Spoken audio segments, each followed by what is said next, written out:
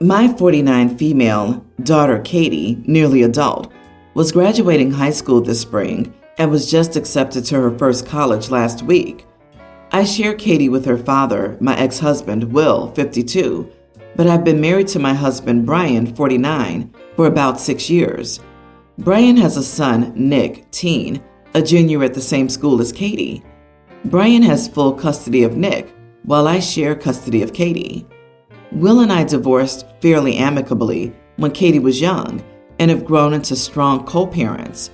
Will's family comes from substantial money, so as part of the divorce, we agreed that he would be responsible for the tuition and dorm bill for Katie's college, and I would pay for the other miscellaneous living expenses.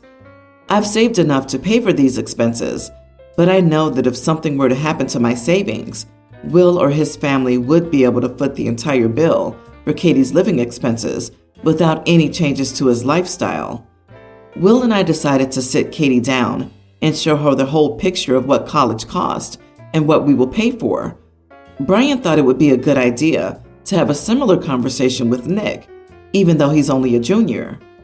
Unfortunately, the financial situation for Nick differs.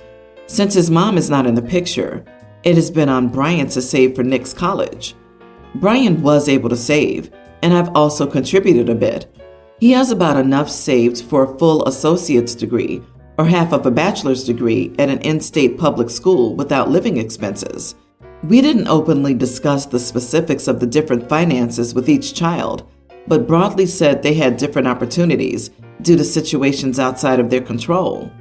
Nick has since surmised that his situation is very different from Katie's, and his choices will be more impacted by finances than hers. Nick came to Brian and me very upset over the weekend. He said that it wasn't fair that Katie got to go anywhere she wanted, and he was specifically upset that Katie wouldn't have to pay for her own room and board. He then asked that if Katie gets into a school with scholarships, he could get the difference in tuition for his college. Or he said that I should contribute the savings I had for Katie to his fund to try to make it fairer, since Will could make up the difference easily. I kindly told him that no, I wouldn't do that, and that I was really sorry about the situation. Then I told him that unfortunately, sometimes them's the breaks in life, and that we'll do our best to make sure that whatever college he decides to go to, that he can make the most of the opportunity, even with loans. Nick was obviously upset at this, and Brian thinks my response to his asking made me a bit of an idiot, even though I shouldn't have to change any of the agreement. I feel like I'm going crazy, but am I the idiot? Wow, did you literally say them's the breaks? Because I can see how he's taking that as an idiot thing to say. While it's true that not everyone gets equal opportunities and starts with the same assets in life, saying them's the breaks is a dismissive, uncaring way to say it. The message isn't wrong, but the delivery was so bad it obscured the message, so you are the idiot. The story's tone also feels like OP doesn't care about her stepson at all, even since she's been in his life since he was 10. She just told him to go get loans. It would be a pretty big slap in the kid's face. The world is cold enough. Kids don't need the same attitude from their parents. Is her ex supposed to pay for her stepchild's tuition? That would be ridiculous. I don't get that at all. OP has contributed to her stepson's college fund, though we are still determining how much that is better than most who come here. Then her stepson wants to take what OP contributed to her daughter's fund. The kid needs a metaphorical slap in the face to jolt him out of entitlement mode. Life isn't fair, and just because someone can pay for someone else doesn't mean they have to pay. Short story, when I was in high school, Mom saw me reading the 500 Best Universities, or whatever, book that came out each year in the 90s. She sat me down and told me, point blank, that neither she nor my dad would be paying for college. I came from a poor blue-collar family. I won't go into the rest, but that conversation needed to happen. I wouldn't be where I am right now without that reality check. Nick needed that now, at about the same age I was. You laid out what you can and can't pay for. Katie's situation is really none of his business. Hopefully, it will spur him on to get his grades and ACT, SAT scores up, to get a scholarship and more choices. Them's the breaks is not an idiot statement. Direct and blunt, but not an idiot statement. My father, 63, left my mom, 62, when I, 37, was 10 years old. He was having a baby with his girlfriend / now wife, 50. My mom was a stay-at-home mom and didn't finish college. She had gotten pregnant with my older brother, 42. My father was an idiot, making the divorce as crappy as possible for my mom. We ended up moving in with my paternal grandparents. He was their only child, and they were disappointed in him. They helped my mom to go back to school. Once she finished school, she wanted to pay them back, but they wouldn't let her. They also basically disowned my father. He was invited over for Thanksgiving and Christmas, but that was about it. They did love their other grandchildren, though. They always provided gifts and contributed to their education. My grandmother passed away a few years ago from breast cancer, and my grandfather passed away last year, and he left everything to my brother and me. It wasn't a huge estate, and it's not life-changing money. Both my brother and I are well established in our careers. They left my father $500. The lawyer explained that it was a way of preventing him from being able to challenge the will. They also left each of my half-siblings $10,000. My brother and I each got over $100,000. My grandfather said that since my brother and I had grown up without a father, by his choice, but his other children had, then he felt that this was fair. He also left my mom his house and some money. She had been taking care of them for a long time, and they never stopped thinking of her as a daughter. My father approached my brother and me recently, saying that his other kids are struggling with finances and that we should split everything with them since we don't need the money.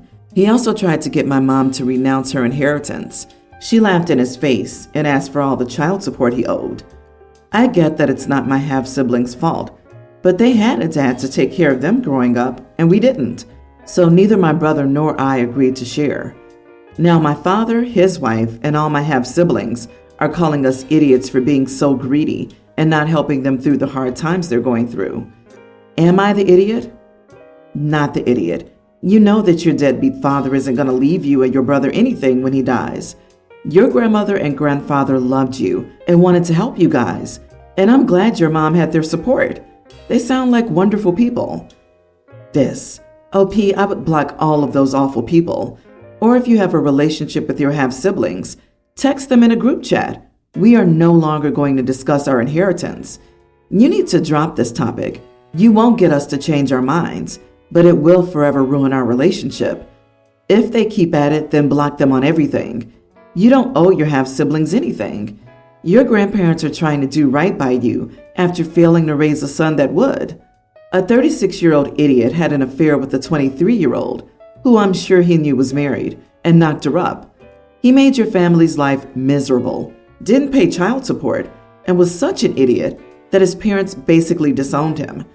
Now he and his entitled wife are throwing a fit because you won't give money to their kids, who you barely know. Yeah, again, not the idiot. Not your circus, not your monkeys. Your grandparents were good people, and Granddad knew what he was doing. You owe Bio Dad and his new family nothing. I have a toddler and a preschooler, so keeping them on a good sleep schedule is pretty important. Whenever my husband is away, he'll FaceTime with the kids for a little while. We agreed before he left that he would call at 6:30 p.m. my time, as their bedtime is around 8 p.m. He called late from the start, but he was always apologetic and said his meeting ran over, so I let it go at first. After the fourth time, I told him I wouldn't answer if he called later than 7:30 p.m., as it was ruining their sleep schedule, and he began calling later and later every day. I never answered when he called to speak to the kids for 3 days because he called after 7:30 p.m., and now he's angry at me, even though I suggested he called earlier if that worked better for him, as it didn't. Am I the idiot? Not the idiot. He has no respect for how hard it is to get little kids to sleep and for how exhausting it is every single night. You're home alone with 2 little kids on your own for a week. For your sanity, you need their bedtime to go smoothly. So can you call him at 6:30 and have the kids leave him a message? And have him call to leave them a message so they can listen in the morning? Disagree. For all the parents of small children who can't adjust the routine by 15 minutes or end the night with an I love you from a parent. Trust me, you need to switch something up. Life happens. You can't do your routine and the next day will be hosed. Teach the kids flexibility. Not going to bed 3 hours later, but 15 minutes? Put PJs on before dinner. Yes, you are the idiot. There needs to be more context. If he's in a different time zone, it could genuinely be difficult to get out of meetings suitably to call earlier.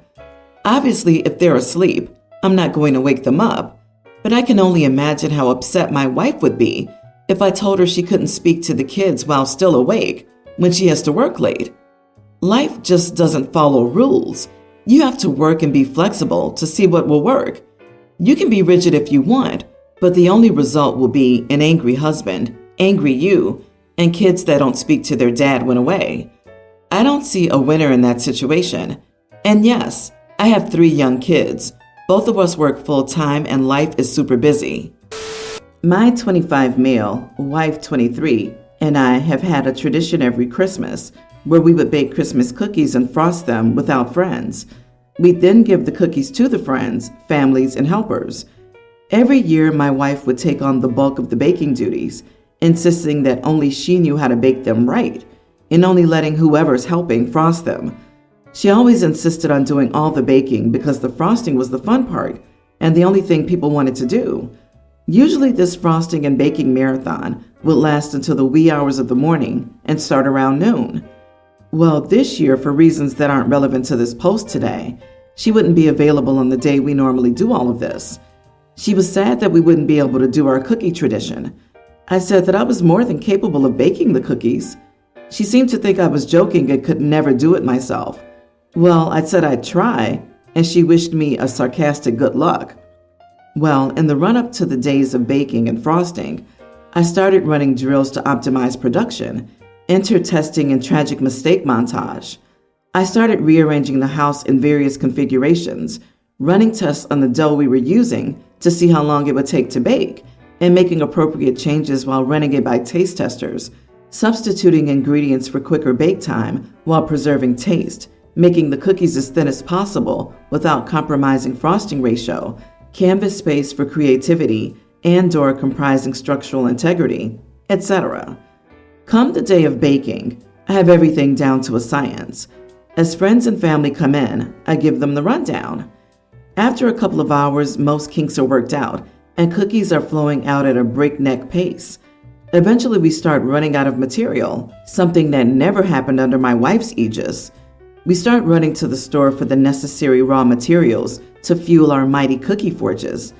By the time we were exhausted around 2 a.m., we had produced at least 5 times the amount of cookies we had ever had before. Well, my wife gets home a couple of days later and is weirdly upset.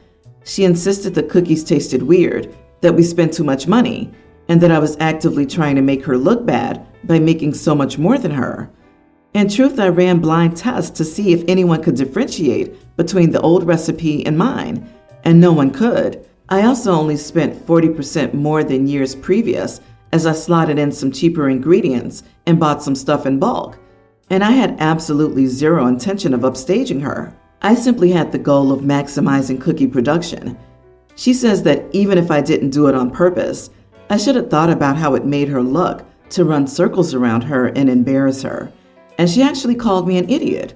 She's never called me an idiot in all 3 years of marriage, so I can't help but think that I am. Am I the idiot? Edit.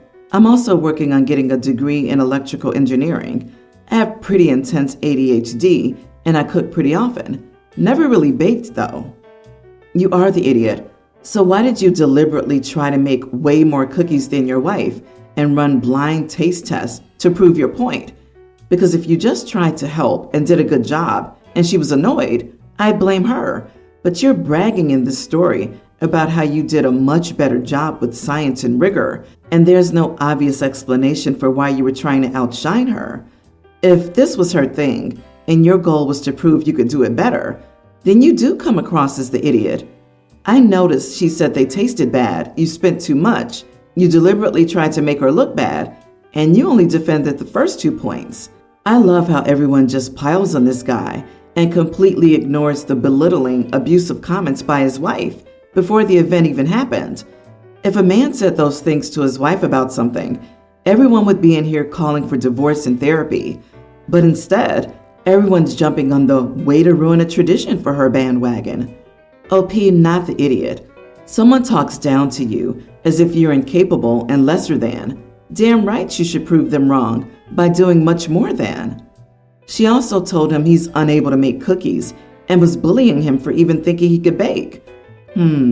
Sounds like horrible stereotypes. And when he outdid her, she felt threatened because her thought process was, how dare a man bake better than me? But why are you guys turning something that sounds cool and fun, baking cookies, into something out of Gordon Ramsay? Because he's an engineer who has ADHD. All of the challenges of optimizing the Christmas cookies are just a picture of how his brain works. OP might not do things the way other people would, but that doesn't make him an idiot. Personally, I wouldn't want to be in that kitchen, but to each his own. My husband and I have been married for 10 years. We have a tween daughter together, Maya. I also have a teen daughter from a previous relationship, Nova, and he has a teen son from a previous relationship, Oliver. This is about Oliver and Nova. About a month ago, Nova broke Oliver's iPad. She claimed it was an accident, but Oliver believes she did it out of jealousy. The iPad can't be fixed, so we have to buy him a new one. I told Nova she has to buy one for him, and since she doesn't have any money, we're going to do this. She's going to ask for half of the iPad's money from her dad for Christmas. I'll also give her the other half. Then she can buy an iPad for Oliver. She wasn't happy about it and threw a tantrum about not getting any Christmas gifts for herself this year. I told her that actions have consequences. This is her consequence. Yesterday, I found out that not only does her dad not have any intention of giving her money for Oliver's iPad, but he's also buying a new iPad for Christmas for Nova. Apparently, it was her idea because she just wants to have an iPad. I asked her, what about Oliver? And she just shrugged. I told her in this case, you're grounded for Christmas. This year, she's supposed to be with me for Christmas, and it's court ordered, so her dad can't do anything about it. I told her that she wouldn't celebrate with us. She'll get her iPad, but she'll stay in her room. Her dad is calling me an idiot and saying that I'm cruel for doing this punishment. I think she needs this lesson. Where do you shop for audacity? That's a lot of fortitude to try to dictate how your ex is the only grown-up required to contribute financially to replace something he had nothing to do with for a child that isn't his. You allow a behavioral situation to happen in your home and then take no responsibility for it. And I still need to find out how you know your stepson's not lying, but your daughter is. You're the supersized idiot. Also, if you were on Oliver's side here, which it sounds like you are, and there's a possibility Nova broke his iPad out of jealousy, why do you think forcing her to spend the holiday alone will change her behavior? You need to address that jealousy issue. Wow, OP, you're ruthless. This is cruel. There's no lesson to be learned here. This will only teach her to resent you. She's never going to forget this. Good luck with your relationship with her in the future.